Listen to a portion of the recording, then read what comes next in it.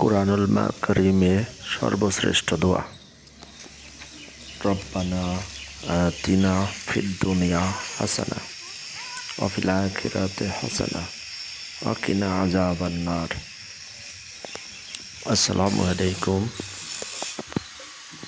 কুরআন মাজিদে বর্ণিত সর্বশ্রেষ্ঠ দোয়া,